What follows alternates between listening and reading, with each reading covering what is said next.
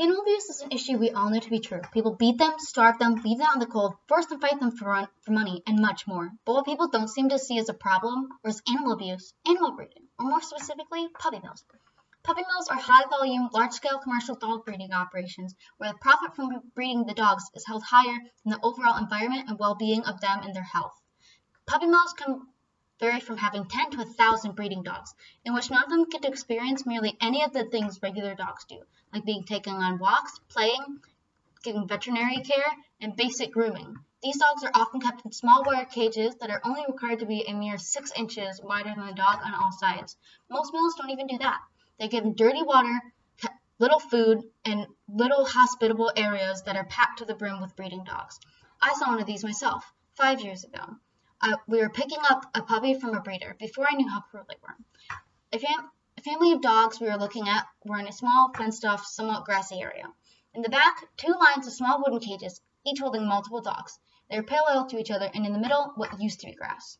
Looking back on it now, I can see the horrible environment these innocent dogs and puppies had to live through. Even though I wouldn't trade my dog for any other, giving that breeder our money was a huge mistake. These poor caged dogs are constantly being bred with little to no time to recover between giving birth. And when they can't produce anymore, they're usually killed. These animals are bred without breeders taking into consideration the harm that overbreeding may do to the animals and their health. Even if they do, they don't seem to care what they're doing to them. When people adopt puppies from these mills, they have no idea what kind of abuse and neglect these dogs go through or the mental and physical health problems that can arise in them. These dogs are bred with dogs as in the same gene pool as them, the dogs that are most similar to them, which is most of the time the dog's relatives. These limited gene pool can rise in the risk of genetic defects with every breeding. These inbred dogs often have weak immune systems and are more likely to suffer from many different health problems. Some of the health problems inbred dogs are more at risk are joint and bone disorders, cancer, epilepsy, heart and eye disease, and much more. Disease and illnesses are commonplace for dogs in these puppy mills. These harsh conditions can have a big impact on these animals. Many aspects of the mill can cause health problems for these innocent dogs. According to bestfriends.org, there are frequent reports of these puppies having congenital or communicable diseases, which cause heartache and expense for those who have purchased them with the mistaken belief that they are buying a healthy pet from the best source possible. So these dogs not only have to suffer while they're in the mills, but even if they're lucky to make it out, they still have to suffer through the after effects of the horrible conditions of the mill they were forced to live through. Some of the hereditary and congenital conditions the puppies from the puppy mills typically get are kidney disease, blood disorders, heart disease, eye problems, epilepsy, musculoskeletal disorders, deafness, endocrine disorders, and respiratory disorders.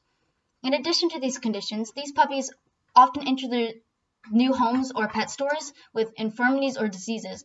These include, but are not limited to, fleas and ticks, heartworms, pneumonia, mange, intestinal parasites, giardia, distemper, chronic diarrhea, parvovirus, kennel cough, and upper respiratory infections.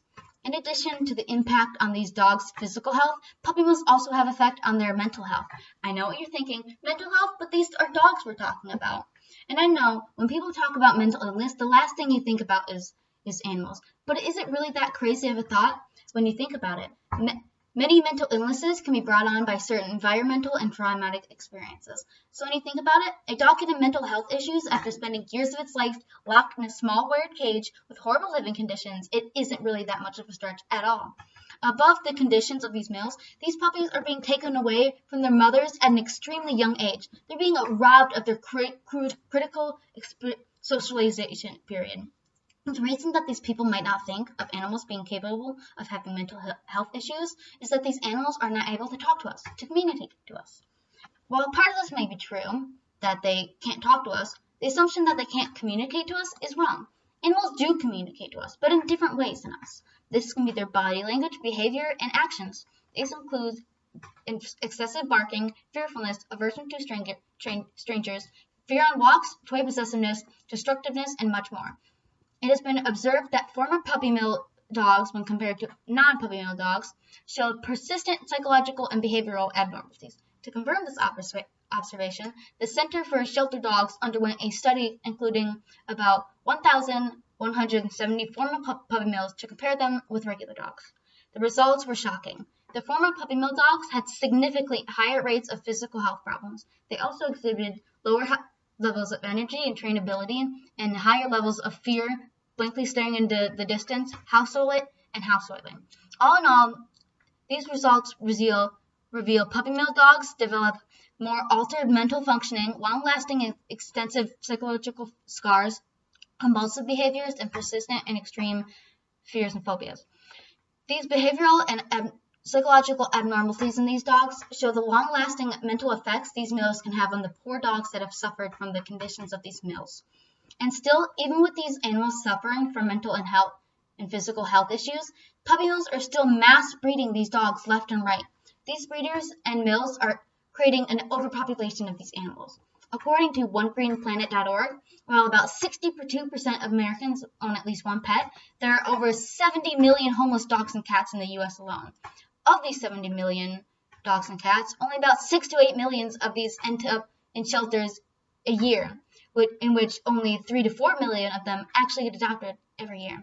And while they only take a small fraction of these homeless animals, shelters across the country are packed to the capacity with animals and have trouble staying in business with so many animals to care for and so little money to pay for it. While we may not see it, there is an overpopulation of these animals, and the mass breeding of the puppy mills is not helping the matter. There are an estimated 10,000 puppy mills in the U.S. alone. This includes licensed and unlicensed mills. These 10,000 puppy mills, an estimated 2 to 4 million puppies are produced each year. Our shelters cannot keep up with this amount of animals.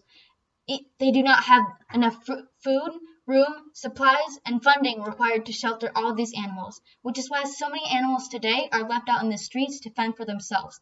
Each year, approximately 1.5 million shelter animals are euthanized. So the next time you think you or someone you know are thinking about getting a pet, remember the abuse and these breeders are knowingly exposing on these animals, and adopt, don't shop.